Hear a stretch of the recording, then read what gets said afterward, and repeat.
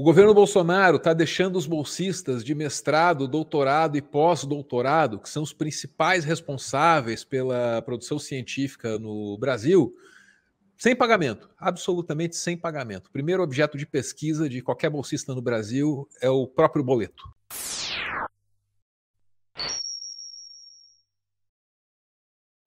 Tudo começou com um bloqueio no Orçamento Geral da União, no final de novembro, que foi bloqueado aí 5,7 bilhões. Não foi um bloqueio só na questão da educação e da ciência, né? A gente já falou de algumas em outra live aqui sobre, por exemplo, como isso atingiu o INSS e colocando os velhinhos em risco de ficar sem aposentadoria. O primeiro bloqueio aí com relação à educação e ciência foi vir no dia 28 de novembro, que vamos ver aí no G1. Então, o que temos lá do G1 é que o governo raspou o orçamento das universidades federais, enquanto o país via o jogo do Brasil. É o que diz a Andifes.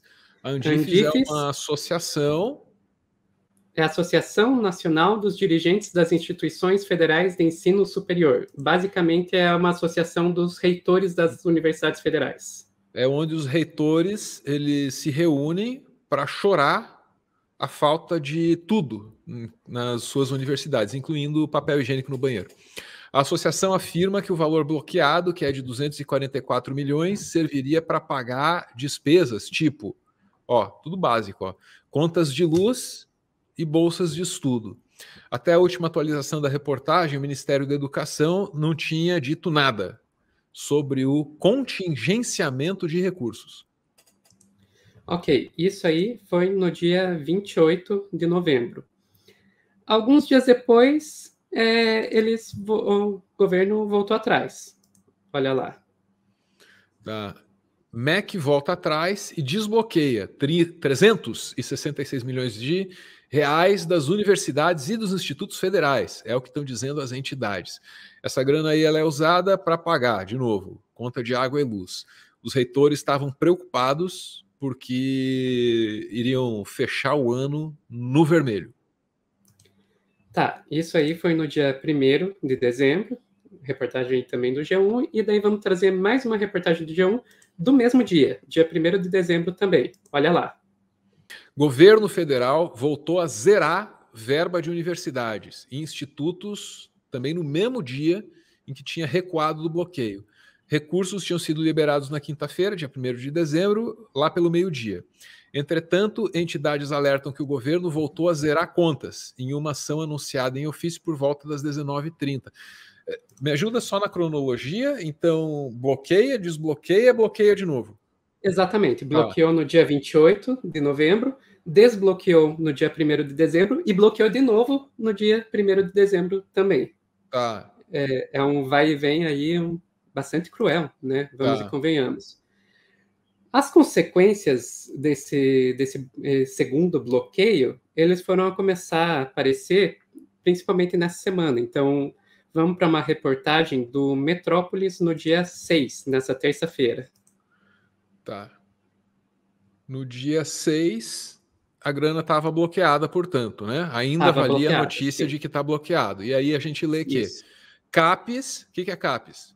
A CAPES é um órgão dentro do MEC que é responsável pela formação de docentes. Então, é um órgão que acaba dando, entre outras coisas, bolsas de pesquisa para mestrandos e doutorandos. Então tá aí. CAPES é justamente quem gerencia e concede as bolsas, né? Está avisando lá a CAPES que mais de 200 mil bolsas vão ser afetadas por falta de verbas. Os servidores da CAPES trabalham pela reintegração do orçamento, né, do ano aqui, para realizar o pagamento dos bolsistas. Com o remanejamento do orçamento, que foi realizado pelo Ministério da Economia, o grupo da transição de governo declarou que 114 mil estudantes, entre residentes de medicina e bolsistas da CAPES, poderão ficar sem o pagamento no ano. Segundo o grupo de trabalho da transição da educação, aí já é a galera do Lula, é a galera que está preparando o próximo governo, vão ser necessários 480 milhões para cobrir as folhas de pagamento dos pesquisadores e estudantes. Tá. Ok, então isso aí foi notícia dessa semana. Eu acho que aqui, antes da gente continuar com a cronologia aí, Álvaro, que tem mais notícias, aconteceu mais coisas depois disso, mas eu acho que aí, como a gente está falando das bolsas de mestrado, doutorado e tal, seria bom a gente explicar o que isso é, porque quem está fora da academia nem sempre entende do que a gente está falando, né? Acho isso bem importante, e eu me tomo como medida, assim, se eu estiver entendendo, porque a Sofia e o Everton têm carreiras acadêmicas sólidas, vivem esse mundo. Se eu estiver entendendo, todo mundo mais está. Até aqui eu estou conseguindo acompanhar. Vamos lá. Vamos lá. Eu acho que é bom a gente deixar claro que quando a gente está falando dessas bolsas de mestrado e doutorado, a gente sempre tem que lembrar que os pesquisadores aqui no Brasil, a maior parte da pesquisa é feita na pós-graduação e tem os mestrandos e doutorandos como a mão de obra que vai realizar essas pesquisas. Então, às vezes, as pessoas olham e pensam: ah, não, são estudantes, estão ganhando dinheiro só para estudar. Na verdade, uma reivindicação que já vem de muito tempo por parte dos pós-graduandos é justamente que eles passem a ser reconhecidos como trabalhadores e não como estudantes. Porque na prática, quem faz pesquisa no Brasil é mestrando e doutorando. Claro, tem aí os professores que vão agir como orientadores dessas pesquisas, tem aí os pós-doutorandos, que são pesquisadores profissionais, digamos assim, mas que ainda são em um número muito pequeno aqui no Brasil. O grosso da pesquisa é feito por mestrando e doutorando. E é importante também a gente trazer, Álvaro, que se exige dedicação exclusiva para você receber essas bolsas. Então, você está recebendo uma bolsa de mestrado, de doutorado, você está só fazendo isso. Se você deixa de receber essa bolsa, se atrasa o pagamento... Você está ferrado, você não tem nem direito de ir atrás da tua comida. Agora me conta... fonte de renda. Tá. Posso colocar uma última coisa que é só para tornar a situação ainda pior? Tiririca estava errado, nada é tão ruim que não possa piorar. Tem uma questão também que se você abandona essa bolsa, digamos, vou abandonar meu mestrado, meu doutorado, sou bolsista, abandonei e vou ir trabalhar, você tem que devolver aquilo que você já recebeu. Nossa. Então, imagina um emprego no qual, se você pede demissão antes de se encerrar o seu contrato, você tem que devolver o seu salário. Devolver o salário. É disso que a gente está falando. Porra, caramba. Agora me conta uma coisa. Quais são os valores dessas bolsas? Porque toda a lógica aí parece cruel. Mas se é uma bolsa assim, uns 10 conto, 20 conto, aí já, então tá tudo bem. É quanto? Então, uma bolsa de mestrado hoje, vou até trazer aqui, já vou colocar. Eu tô chutando para cima, chutando para cima e me fazendo de otário aqui, que é para você explicar. Sim, vamos lá. Eu vou trazer até aqui que eu já estava planejando dizer aqui quanto que era o valor e dizer que essas bolsas estão sem reajustes desde 2013. Daí o Everton me fez o favor de passar uma reportagem que prevê o quanto que deveria estar valendo a bolsa e o quanto que está valendo. Não, peraí. Reajuste nem a inflação? Nem a inflação. Olha aí, reportagem do Estadão. Não, peraí, deixa eu resumir na minha cabeça. Eu preciso me organizar porque eu não estou entendendo nada. O cientista brasileiro, ele ganha uma bolsa, que o valor você ainda não me contou. Certo. Ele não pode ir atrás de qualquer coisa que sirva como alternativa de renda a essa bolsa. Se ele largar, ele tem que devolver o que ele já pegou e já comeu. É isso? E essa bolsa está sem reajuste nem pela inflação há 10 anos ou quase, 9. Exatamente. Tá. Desculpa, que emprego de merda, hein?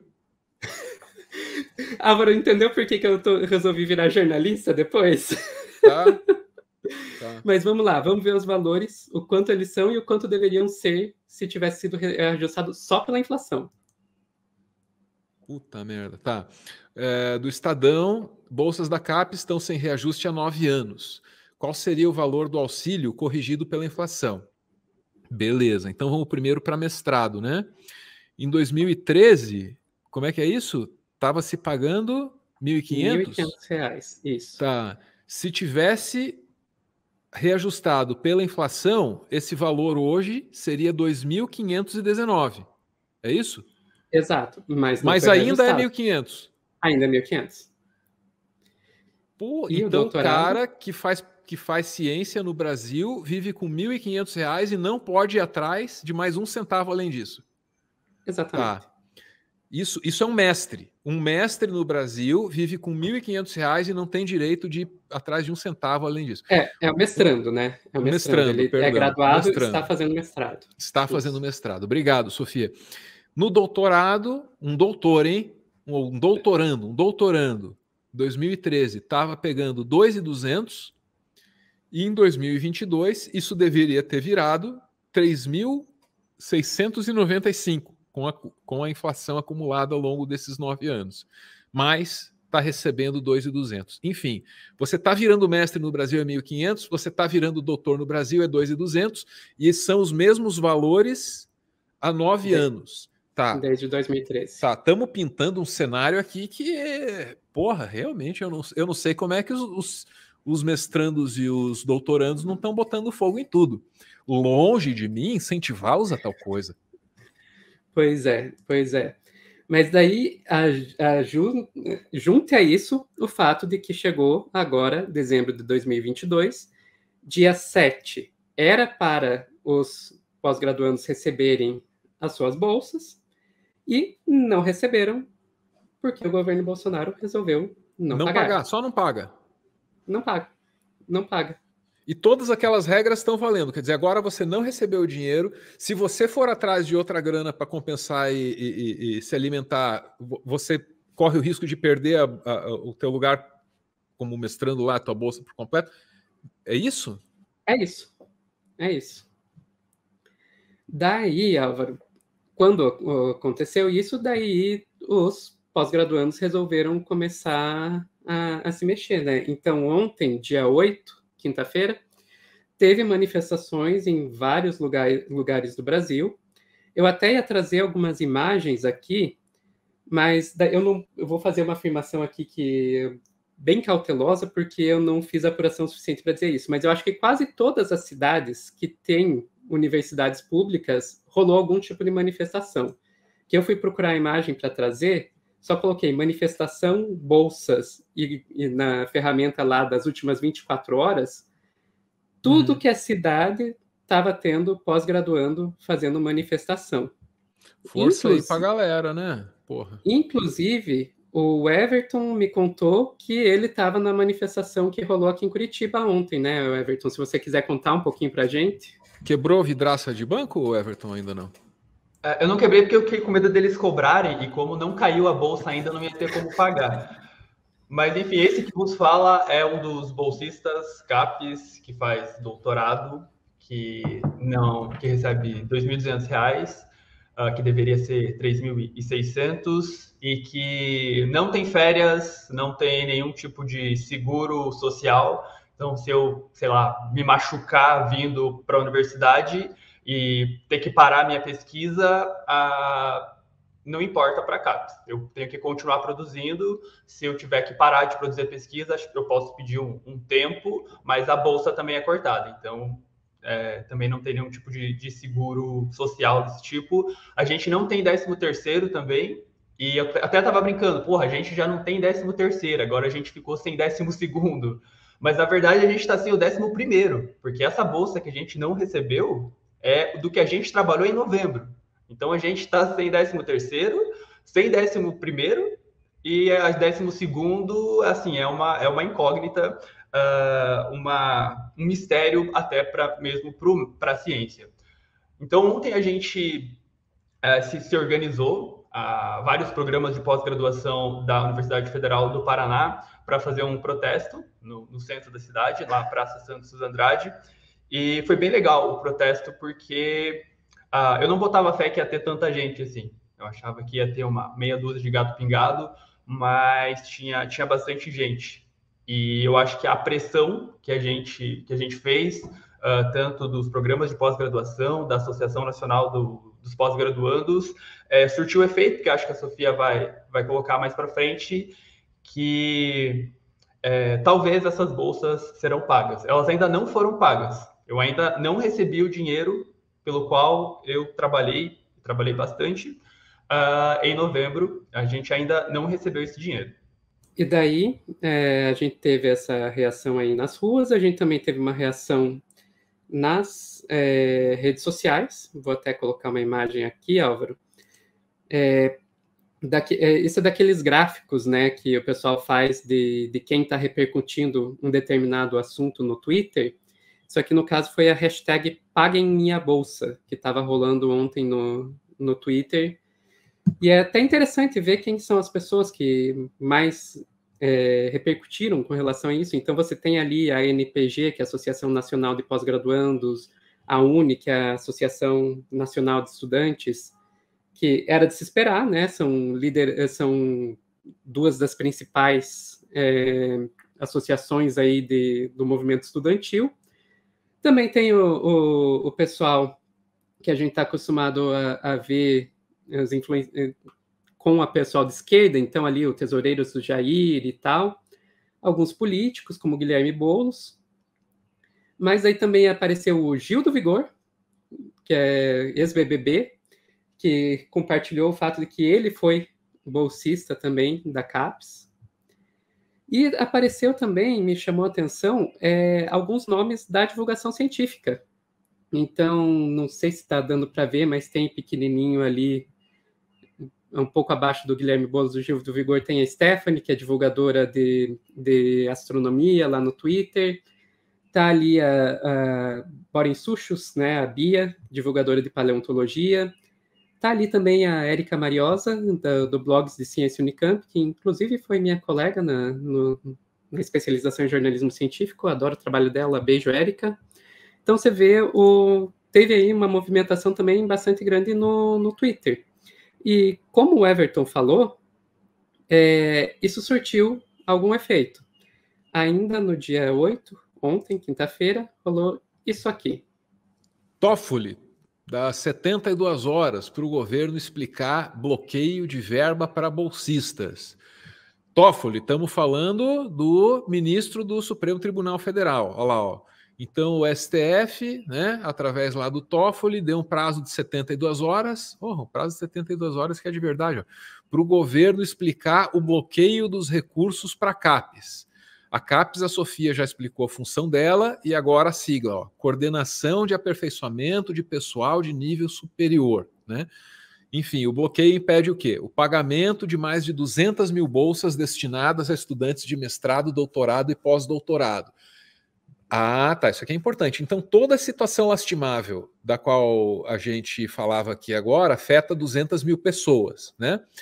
Aí o ministro lá do STF, o Toffoli, ele é relator de uma ação da ANPG, que é a Associação Nacional de Pós-Graduandos, e também da UNE, que é a União Nacional dos Estudantes, e da UBS, que é a União Brasileira dos Estudantes, acho que secundaristas, né? Isso, secundaristas. Faltou ali, né? Faltou na reportagem do UOL. Essa ação foi apresentada ontem e é contra, claro, o decreto do Bolsonaro. Beleza, então o que a gente tem aí são as entidades que representam estudantes nos mais diferentes níveis, tá? Exatamente. E dessas 72 horas os bolsonaristas não comentam, né?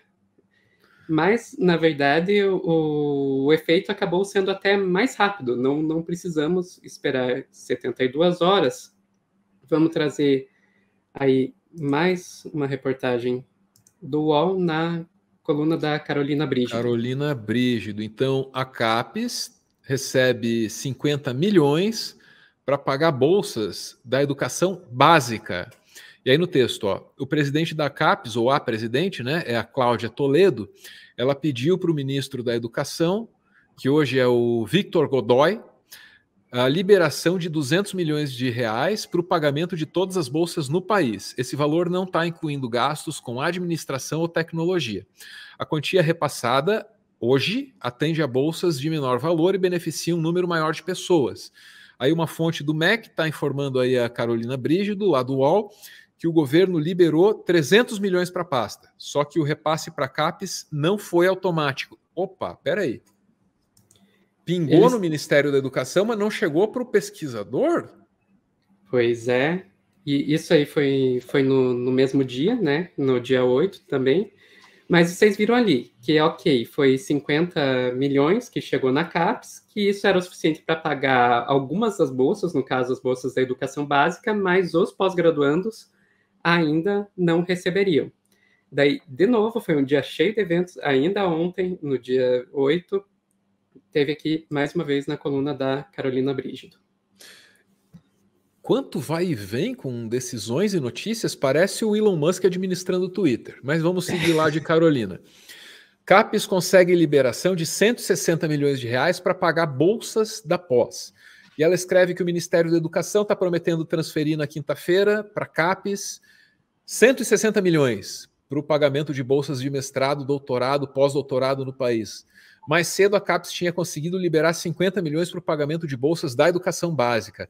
Como as bolsas internacionais são pagas a cada 2 meses, os cortes na educação não atingiram esse público. Então, acabou aí somando 50 com 160, foi para a CAPES ontem 210 milhões, que em teoria seria o suficiente para pagar todas essas bolsas. A questão é que os pós-graduandos ainda não receberam. Daí, com relação a isso, o atual ministro da Educação, que, se eu não me engano, é o 5º, porque não para ministro da Educação nesse governo, foi se pronunciar no Twitter. Tá aí o Vitor Godoy, o sucessor do Ministério da Educação aí, dizendo: liberação financeira. Informo que, em articulação com órgãos do governo federal, Ministério da Economia e Casa Civil, a gente conseguiu aí a liberação financeira de 460 milhões para despesas discricionárias da educação. Ressalto ainda, diz o ministro, que dessa grana aí já foram viabilizados 300 milhões para repassar ou para repasse de recursos a entidades do Ministério da Educação, destacando-se o pagamento de 100% da Bolsa Assistência Estudantil, Bolsa PET, Bolsa Permanência ProUni, entre outros. Eu não sei, obviamente, a diferença entre uma bolsa e outra.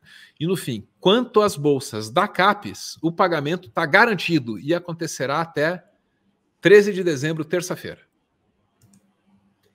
Ok, então a última notícia que a gente tem é essa. Então, CAPES recebeu o dinheiro, mas o pagamento deve vir só na semana que vem, no dia 13, então aí terça-feira.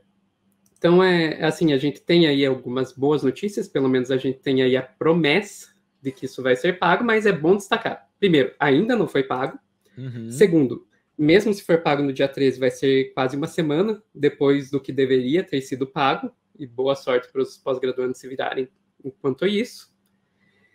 E, como o Álvaro bem destacou, teve muito vai e vem. Então, assim, não é para deixar os pós-graduandos nervosos, mas é uma coisa assim, tipo, que é bom continuar de olho, não dá para simplesmente sentar sobre os louros e achar que está tudo resolvido. O Everton, quer falar alguma coisa? Vai lá. Não, só para finalizar esse assunto, falar que a gente ainda não recebeu, e a gente tem contas que venceram. O meu aluguel venceu antes de ontem. Aliás, essa acho que é uma habilidade que eu vou colocar lá no meu currículo, Lattes, que é malabarismo financeiro, que é uma habilidade que a gente adquire também com a pós-graduação. A gente ainda não recebeu, e esse dinheiro que foi repassado para a CAPES é suficiente para pagar o que a gente trabalhou em novembro. Então, o que a gente vai trabalhar agora em dezembro. Então, como eu disse, pós-graduando não tem férias. Você vai ver muitos pós-graduandos em seus laboratórios Natal e Ano Novo, porque tem coisas que a gente não pode parar. O dinheiro para pagar o que a gente vai trabalhar agora nesse mês de dezembro não está garantido. Então, assim, é mais uma carga mental para a gente. Né?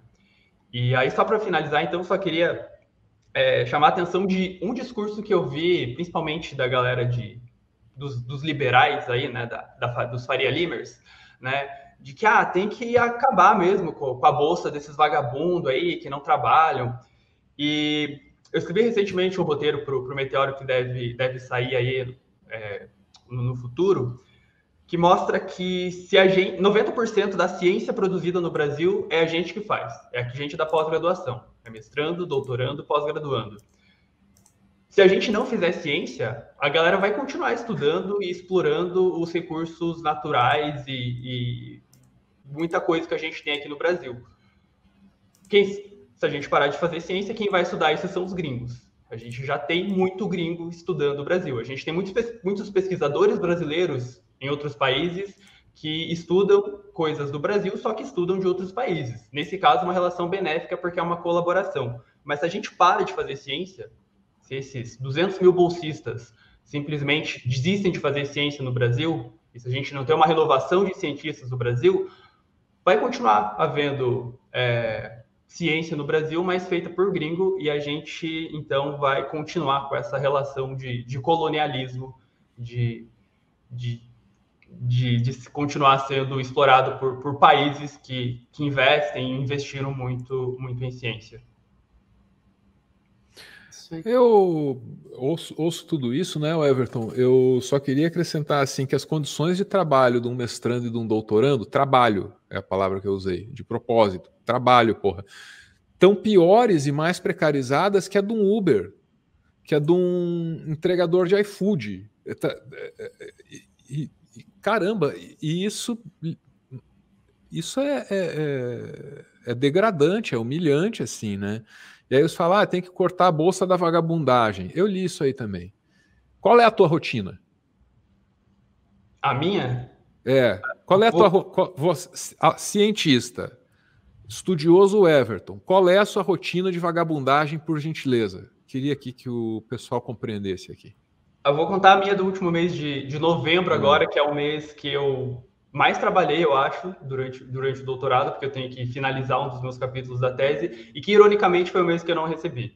Então, acordar 7h30 da manhã, vir para o laboratório, passar o dia todo lendo artigo, fazendo análises estatísticas. A gente orienta alunos de graduação também, a gente prepara cursos, a gente prepara palestras. Então, acho que no mês de outubro eu dei 3 palestras totalmente gratuitas, né? Que você tem que parar, tem que preparar, não é o tempo que você está lá na sala só. Exatamente. E, assim, isso em novembro foi de segunda a segunda. A gente tem alguns períodos, não tem sábado, não tem domingo, porque a gente também tem prazos para cumprir. A gente tem vários prazos para cumprir, aliás. Então, assim, a gente que faz pós-graduação, enquanto a gente está acordado, em algum momento, é raro o momento em que a gente não está pensando na nossa pesquisa, em alguma coisa que a gente tem que fazer. Então, a minha rotina ainda é um pouquinho diferente, que minha pesquisa é toda no computador, mas tipo a galera que trabalha em laboratório, por exemplo, que faz experimento em vivo, acho que a Sofia sabe bem disso, que tem que ir para o laboratório sábado, domingo, alimentar os ratos lá e fazer os experimentos. Então, assim, não tem feriado, não tem sábado, não tem domingo, muitas vezes 7 dias por semana, 12, 13, 14 horas por dia de trabalho. Isso que o Everton falou é bem verdade. Eu já saí dessa vida já faz algum tempo, eu terminei meu doutorado em 2017, mas é bem isso mesmo. Quando você trabalha com animais, você tem que limpar a gaiola, você tem que trocar água, você tem que colocar ração. Então, e obviamente, até por uma questão de ética, você não pode deixar... não, é final de semana, eu vou deixar o bicho sem água, sem comida no final de semana. Não, você tem que ir lá. Então, 7 dias por semana mesmo. Enquanto está com o experimento rodando, você não tem um dia de folga. Fica até difícil concluir. Isso aí, né? Para mim, o que fica é a pergunta que o Álvaro fez no começo. Como é que os pós-graduandos ainda não botaram fogo em tudo?